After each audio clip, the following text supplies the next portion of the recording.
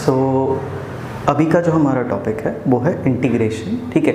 और डिफरेंशिएशन के बाद आपका इंटीग्रेशन आता है। और ये जो एक पर्टिकुलर टॉपिक ऐसा है ना जिसमें ही सबसे ज़्यादा स्टूडेंट्स का दिमाग ख़राब होता है, सबसे ज़्यादा परेशान इसमें ही होते हैं। तो इसके लेकर कैसा बहुत ज़्यादा ऐसा टेंशन नहीं लेना है, ठीक है। मैं आपको वापस जैसे आपको डिफरेंशिएशन बताया कि 10 फॉर्मूले होते हैं, उसी तरह से यहाँ पे भी आपके 10 फॉर्मूले वही चीज़ होंगे। डिफरेंशिएशन और इंटीग्रेशन क्या है, रिवर्स प्रोसेस है। जैसे मल्टीप्लिकेशन और डिवीजन होता है उसी तरह से आपका इंटीग्रेशन और डिफरेंशिएशन भी है, ठीक है। डिफरेंशिएशन पढ़ा, उसका उल्टा आपका इंटीग्रेशन में होगा। और इंटीग्रेशन का ग्राफिकल मीनिंग क्या है, क्या चीज़ है, मैं आपको थोड़ा सा एक बार इंट्रोडक्शन देता हूँ। उसके बाद मैं अपने बेसिक जो आपका मेन जो टॉपिक है, मतलब जो फॉर्मूला है, सॉल्व कैसे करते हैं, जो चीज़ आपको टेक्स्ट बुक में आएगी, जो चीज़ आपको न्यूमेरिकल में आएगा, जो फिर आपको कहीं डेरिवेशन में आएगा, तो वो सब मैं डिस्कस करूँगा। पहले मैं थोड़ा सा आपको आइडिया देता हूँ इंटीग्रेशन है क्या चीज़, क्यों पढ़ते हैं इस चीज़ को, और क्या मतलब कहाँ से ये चीज़ आई है, ठीक है। तो देखो ऐसा है कि अपन ने ना सिंपल जो सिंपल जो ज्योमेट्रिक आपके जो फिगर्स होते हैं उसका हमें को एरिया निकालना आता है, ठीक है। जैसे रेक्टेंगल हुआ, ट्रायंगल हुआ, सर्कल है, ये सब जो भी है उस सब का एरिया हमें निकालना आता है। बट कई बार ऐसा होता है कि आपको ना हमेशा जैसे अपने डे टू डे लाइफ में हम जो चीज़ यूज़ करते हैं, जैसे अगर हम ज़मीन की बात करें तो जो ग्राउंड होता है, जो स्पेस होता है, वो आपका क्या होता है, वो परफेक्टली ना तो स्क्वायर होता है ना रेक्टेंगल होता है, वो कुछ और भी शेप का होता है, रैंडम शेप का होता है, ठीक है। तो वैसे का एरिया निकालने के लिए हम लोग क्या करते हैं ना, इंटीग्रेशन का यूज़ करते हैं। इंटीग्रेशन क्या चीज़ है, ठीक है, एक बार समझना है यहाँ पे, ठीक है। मैं वापस से बोल रहा हूँ, मैं भाई बहुत ज़्यादा डिटेल में अंदर नहीं घुसूंगा इस इंटीग्रेशन में क्या चीज़ है। नहीं, मेरा मेन टॉपिक, मेरा जो मेन टारगेट रहेगा कि आपको न्यूमेरिकल कैसे सॉल्व करना है मैं उस पर बताऊँ, ठीक है।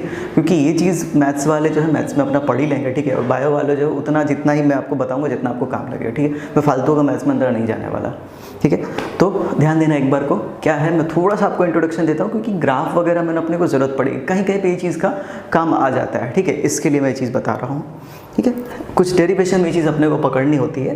तो देखो लेट्स से अगर हमारे पास ये आपका एक्स एक्सिस है, ये आपका वाई एक्सिस है, तो अगर मान लो इसका एक ग्राफ कुछ इस तरह से है, लेट्स से बहुत ही रैंडम सा ऐसा ग्राफ दिया हुआ है, ठीक है। और हमें बोला है कि भाई इस पॉइंट ए से लेकर के इस पॉइंट बी तक, यानी कि x की वैल्यू जब a से शुरू होती है और जब x की वैल्यू b पे जाती है, तो हमें क्या करना है कि इतने पार्ट का एरिया निकालना है। अब देख के ऐसा लग रहा है कि ना ये तो आपका ट्रायंगल है, ना रेक्टेंगल है, ना कुछ और है, ठीक है, ये कुछ अलग ही है। तो ऐसा तो हमने कुछ पढ़ा ही नहीं है। तो ऐसे बहुत सारी चीज़ें आएंगी फिर जो कि एकदम बिल्कुल रैंडम शेप होगा, ठीक है। तो उसका हमें इंटीग्रेशन करना होगा, उसका एरिया निकालना होगा। तो एरिया निकालने के लिए क्या करना पड़ता है, इंटीग्रेशन का हेल्प लेते हैं। इंटीग्रेशन जो वर्ड है, पर्टिकुलर इंटीग्रेशन जो वर्ड है, इंटीग्रेशन का मतलब है ना वो आता है क्या, इंटीग्रेट से आता है। इंटीग्रेट मतलब होता है जोड़ना, ठीक है। तो इसको कैसे करते हैं, इसको एरिया निकालने का तरीका क्या है कि हम क्या करेंगे, इसको ना छोटे छोटे पार्ट्स में डिवाइड करेंगे, ठीक है। छोटे छोटे पार्ट्स में डिवाइड करेंगे तो है ना छोटे छोटे रेक्टेंगल बनेंगे, पतले पतले रेक्टेंगल बनेंगे। आप ध्यान देना जरा, तो इसको ये ऐसा मैं रेक्टेंगल बना सकता हूँ, ठीक है, ऐसे। ओके, तो हमारे पास यहाँ पे कितने सारे रेक्टेंगल बने, 1 2 3 4 5, ठीक है। तो ये रेक्टेंगल जैसा दिख रहा है। सिर्फ एक प्रॉब्लम है इसमें यहाँ पे कि आप यहाँ पे ज़रा ध्यान दो, तो ऊपर ना आपका थोड़ा सा ये वाला जो पार्ट है ना, ये वाला जो पार्ट है, ये वाला पार्ट ना आपको एक्स्ट्रा पड़ेगा, ठीक है, ठीक है। थोड़ा सा पार्ट आपको एक्स्ट्रा पड़ेगा। मतलब मैं आपको तो ये थोड़ा बड़ा करके दिखाता हूँ कि हमारा ये जो डायग्राम है ना कुछ ऐसा बन रहा है, ठीक है। ये तो मैं क्या बोल रहा हूँ कि ये जो पार्ट है ना इतना हमारे पास एक्स्ट्रा पड़ेगा। ये तो रेक्टेंगल है, ठीक है, ये तो नीचे वाला पार्ट है, ये आपका रेक्टेंगल है। सिर्फ आपका ये वाला जो पार्ट है ये आपका रेक्टेंगल में नहीं आता है, ठीक है। तो इसमें टेक्निक क्या है, हम इसमें क्या करते हैं, मैं इसका भी सॉल्यूशन बताता हूँ थोड़ी देर में। अगर इसका एरिया इन सबका एरिया निकाल के हम क्या करें, जोड़ दें, ठीक है। तो क्या हो जाएगा, हमारा इसका एरिया भी मिल जाएगा। बट समस्या यहाँ पे है कि ये जो पार्ट हमारा है वो थोड़ा सा क्या करना पड़ता है, इग्नोर करना पड़ता है, ठीक है। तो आपका 100% एक्यूरेट आंसर नहीं आएगा, ठीक है। लेट्स से कि इसका आंसर जो है आपका मतलब 100 मीटर स्क्वायर आता है, तो हम जो कैलकुलेट करें उससे 98 मीटर स्क्वायर या फिर आपसे 99 ऐसा कुछ आएगा, थोड़ा बहुत एरर रहेगा, ठीक है।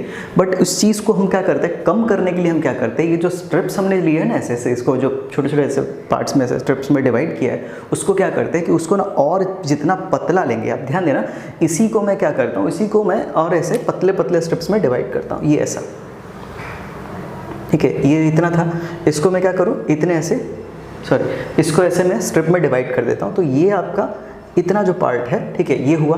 और इसी को मैं क्या करूँ, और पतले पतले स्ट्रिप्स में डिवाइड करूँ, ठीक है, सॉरी ये आपका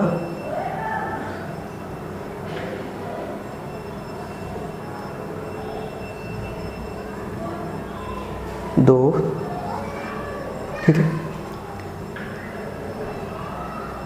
सो पॉइंट क्या है मेरा यहाँ पे, क्यों किया ऐसा, अब ध्यान दो, इसमें ना इतना बड़ा एरिया आपका इग्नोर हो रहा था, इसमें अब देखो थोड़ा सा ही एरिया आपका इग्नोर हो रहा है, ठीक है, एकदम हल्का सा एरिया आपको क्या करना पड़ रहा है, इसमें इग्नोर करना पड़ रहा है, इसमें एकदम और भी एकदम कम जो एरिया है ना उसको इग्नोर करना पड़ रहा है। यानी कि हमारा ये जो स्ट्रिप की जो चौड़ाई है वो जितना कम होगा उतना हमारा आंसर क्या होगा, एक्यूरेट आएगा। उतने कम जो आपका जो पार्ट है ना उसको इग्नोर करना पड़ेगा, ठीक है। यानी कि क्या होगा, स्ट्रिप हमारा जितना पतला होगा उतना आंसर हमारा क्या आएगा, एक्यूरेट आएगा। यही चीज़ है, ठीक है। तो इंटीग्रेशन कैसे आता है ज़रा ध्यान देना। लेट्स से कि ये जो ऊपर ये आपको दिख रहा है ये आपका किसी फंक्शन fx का ग्राफ है, ठीक है। मान लो ये जो है y = fx का ग्राफ है, ओके, ठीक है। तो अगर हम x की वैल्यू a डालेंगे तो यहाँ पे इसको y की वैल्यू मिलेगी, ठीक है। x की वैल्यू कुछ डालेंगे, यहाँ पे 1 डालेंगे तो यहाँ पे वैल्यू मिलेगी, कॉरस्पॉन्डिंग वैल्यू 2 डालेंगे, यहाँ पे इसकी कॉरस्पॉन्डिंग वैल्यू मिलेगी। जब b डाला तो यहाँ पे b की वैल्यू मिलेगी, ठीक है, यानी कि y का आंसर मिलेगा। सो माई पॉइंट कि अगर हमें इसका एरिया निकालना है तो हमें क्या करना पड़ेगा, L × B करना पड़ेगा, ठीक है।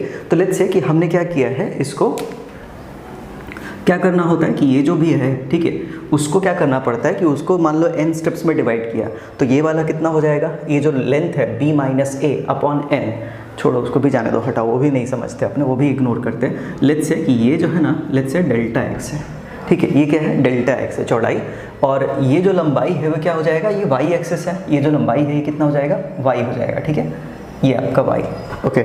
यहाँ पे ध्यान देना, y = fx था, ठीक है, मतलब ये आपका y एक्सिस बता रहा है, डेल्टा x क्या बता रहा है, आपके स्ट्रिप की चौड़ाई बता रहा है। तो मैं एक काम करता हूँ, मान लो मैं एक स्ट्रिप का ना एरिया निकालने की कोशिश करता हूँ, ठीक है। तो एक स्ट्रिप का एरिया कितना हो जाएगा, y × डेल्टा x। इसकी हाइट कितनी है, इसकी हाइट है आपका y, और ये चौड़ाई कितना है, डेल्टा x है, तो ये y dx हुआ। अब उसी तरह से मैं यहाँ से लेकर के यहाँ तक का हमें एरिया निकालना है, तो मैं क्या करता हूँ, ऐसे ऐसे जितने भी स्ट्रिप्स है, ठीक है, उसको सिग्मा y डेल्टा x कहाँ से कहाँ, a से b ऐसा लिख सकते हैं, ठीक है, ऐसा लिख सकते हैं कि आपने क्या किया है, इसको y और इंटू डेल्टा x किया है, ठीक है, y × डेल्टा x किया है। और फिर जब क्या होता है कि आपको क्या बोल रहा था कि डेल्टा x मतलब क्या होता है, चौड़ाई होती है, ठीक है। और आपको एक्यूरेट आंसर निकालने के लिए क्या बोला था कि डेल्टा x जो है ना आपको एकदम पतला होना चाहिए, एकदम छोटा होना चाहिए, एकदम ना के बराबर होना चाहिए। तो हम इसमें क्या करेंगे, लिमिट लगा देंगे।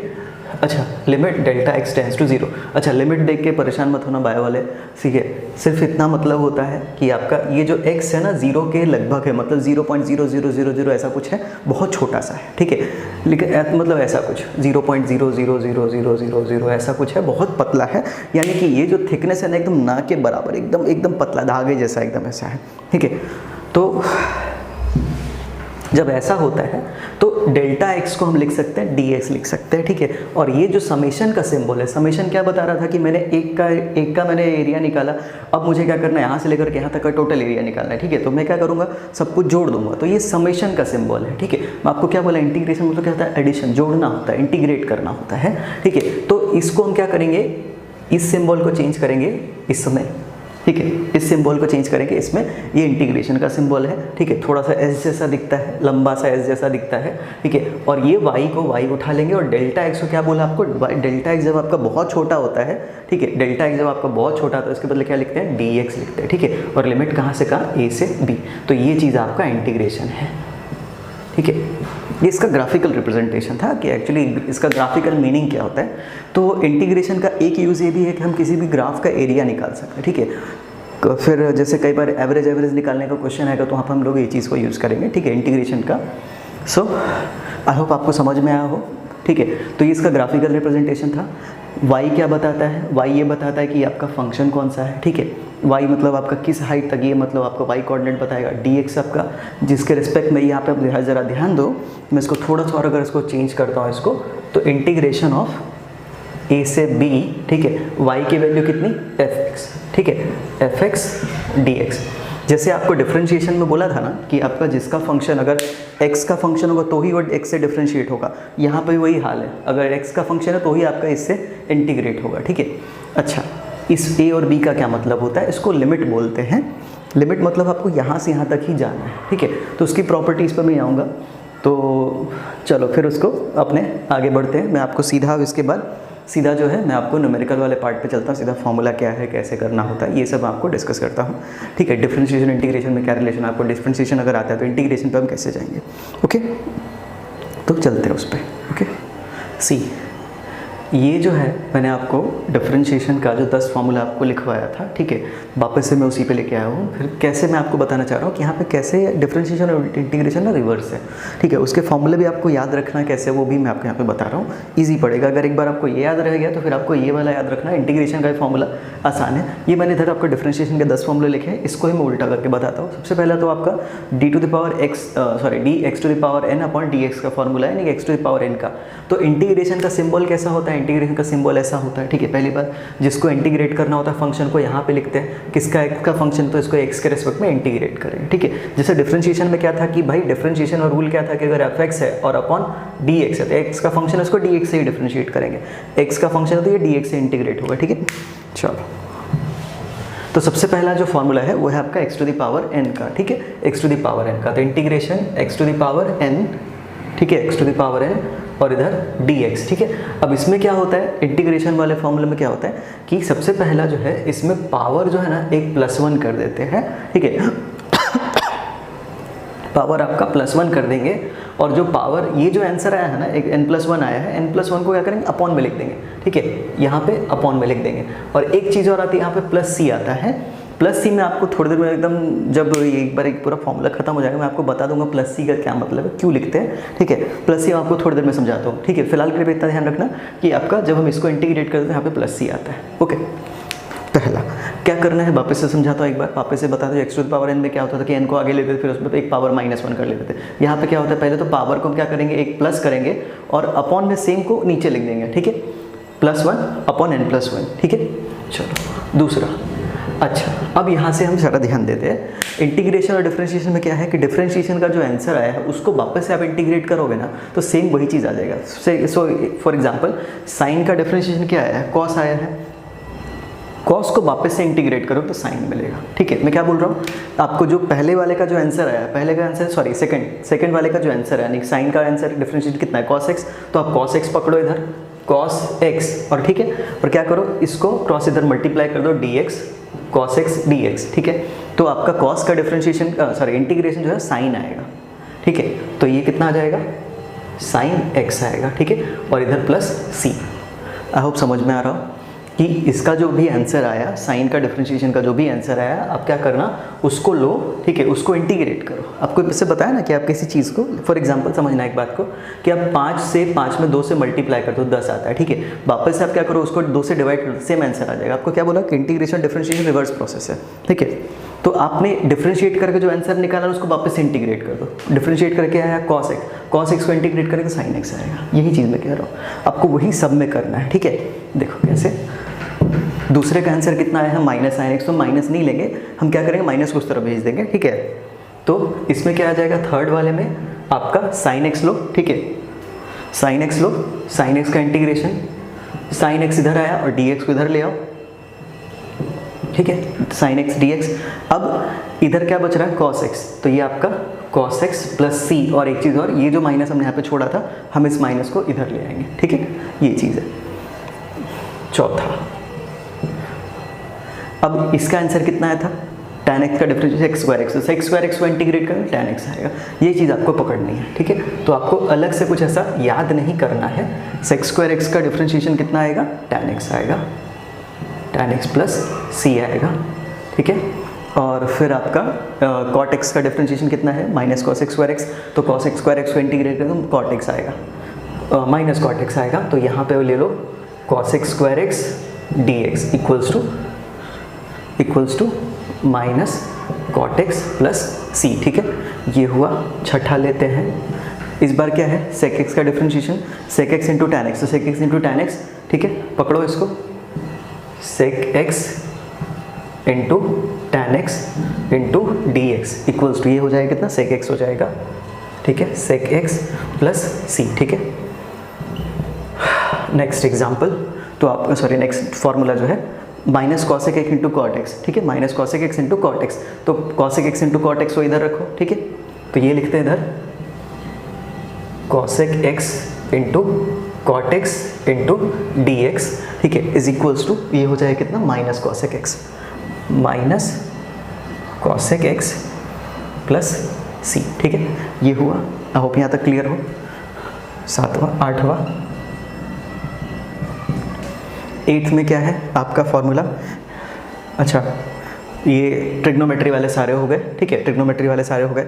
अब e to the power x का डिफरेंशिएशन भी कोई फ़र्क नहीं पड़ा तो इंटीग्रेशन में कोई फ़र्क नहीं पड़ेगा, यानी कि e to the power x को अगर हम ऐसे करते हैं e to the power x dx, तो ये कितना हो जाएगा, e to the power x का dx का इंटीग्रेशन भी नो चेंज प्लस c, ठीक है।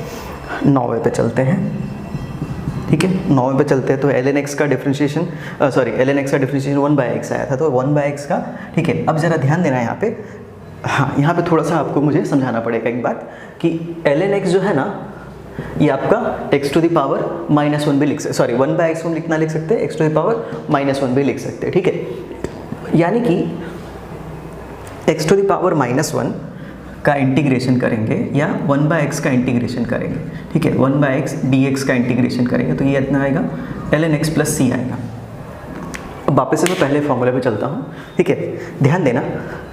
x टू द पावर -1 जो है यहाँ पे है, तो यहाँ पे हम x टू द पावर -1 का फॉर्मूला नहीं लगा सकते, तो सिर्फ एक यहाँ पे कैसा होगा कि n की वैल्यू एक ऐसी है जहाँ पे -1 होगा तो ये वाला फॉर्मूला अप्लाई नहीं होगा, n should not be equals to -1। इसके लिए क्या सेपरेट फॉर्मूला एक अलग से, ठीक है, यानी x टू द पावर -1 या 1/x का फॉर्मूला हो तो हम ये वाला अप्लाई करेंगे, ठीक है। चलो, और जो लास्ट है डिफरेंशिएशन 0, तो 0 का तो फिर छोड़ दो, रहने दो, ठीक है, 0 का इंटीग्रेशन क्या ही होगा। हाँ, अगर आप ऐसा एक अदर वे में कहना चाहो तो ऐसा कह सकते हो कि जो c है वो 0 का इंटीग्रेशन है, ठीक है, वो 0 का इंटीग्रेशन है। इसको मैं बाद में समझाऊंगा, एक एग्जांपल लेके समझाऊंगा क्यों ऐसा होता है, c क्यों लिखते हैं बार बार, ठीक है। आई होप आपको समझ में आया कि आपको क्या करना है, डिफरेंशिएशन का जो भी फॉर्मूला आया था उसको ही आपको क्या करना है, इंटीग्रेट करना है, तो आपको सिम वापस से मिल जाएगा, ठीक है। कॉट एक्स का formula minus cosec square x, तो कॉसेक एक्स स्क्वायर को क्या करना, इंटीग्रेट करो तो कॉट एक्स आएगा, तो कॉसेक स्क्वायर लिया, x cosec x square d x is equals to minus cot x. एक बार अपना प्लस माइनस चेक कर लो, ठीक है, हाँ बराबर है, ठीक है। तो ये आप फॉर्मूले याद रख सकते हो, इजी है। और एक चीज़ और बोल देता हूँ, सबसे ज़्यादा जो आपको काम आएगा वो पहला वाला फॉर्मूला ही है, ठीक है, सबसे ज़्यादा यही चीज़ आता है। सबसे जो फर्स्ट फॉर्मूला लिखा ना, ये वाला सबसे ज़्यादा आपको इसी पे क्वेश्चन आएंगे, ठीक है। 99.9% आपका 99 या 98% जो क्वेश्चन है ना इस पे आएंगे, बाकी ये सब जो है ना डेरिवेशन में आते हैं, ठीक है। तो आपको इसी को पकड़ना है, पहला वाला फॉर्मूला यही सबसे ज़्यादा आएगा। उसके अलावा बाकी सब एक आध इधर उधर आते रहते हैं, ठीक है, उतना चलता है, ठीक है। तो फिर मैं आगे इसके बाद आपको इसके न्यूमेरिकल्स कराता हूँ, ठीक है, न्यूमेरिकल्स कराऊंगा तो फिर उसके बाद फिर बता दूंगा सी का क्या झंझट है, ठीक है, बार बार क्यों सी लिखते हैं। अच्छा, एक चीज़ और मैं शुरू में बताना भूल गया कि डिफरेंट इंटीग्रेशन जो है ना 2 तरह का होता है, ठीक है, आपका होता है डेफिनेट और इंडेफिनेट, ठीक है। तो ये जब इसमें क्या करते हैं, जब इसमें लिमिट नहीं लगाते ऊपर नीचे तो उसको बोलते हैं इनडेफिनेट, कि कहाँ से कहाँ तक इंटीग्रेट करना, उसमें कुछ लिमिट नहीं है। जैसे आपको जो ग्राफ बताया था ना, उसमें क्या था कि आपका ए से बी तक जा रहा था, ठीक है, वो जो ग्राफ अगर आपको ध्यान में हो, हाँ इधर स्पेस है सी, ऐसा जो ग्राफ बनाया था, ठीक है, तो उसमें क्या बोला था कि आपको ए से लेकर के बी तक का ही एरिया निकालना है, ठीक है। तो जब आप ए से बी लेके चल रहे हो ना, तो आपको क्या करना पड़ेगा, यहाँ से ए से बी ऐसा लिखना पड़ेगा कि भाई हाँ ए से बी तक हमें इंटीग्रेट करना है, तो आपका डेफिनेट हो गया, आपको पक्का हो गया भाई आपको ए से बी तक ही जाना है, ठीक है। जब आपका इनडेफिनेट में क्या होता है, उसमें कुछ ऐसा बोला नहीं होता कि भाई आपको कहाँ से कहाँ तक एरिया निकालना होता है, डायरेक्ट जनरल आपका इंटीग्रेशन होता है, ठीक है।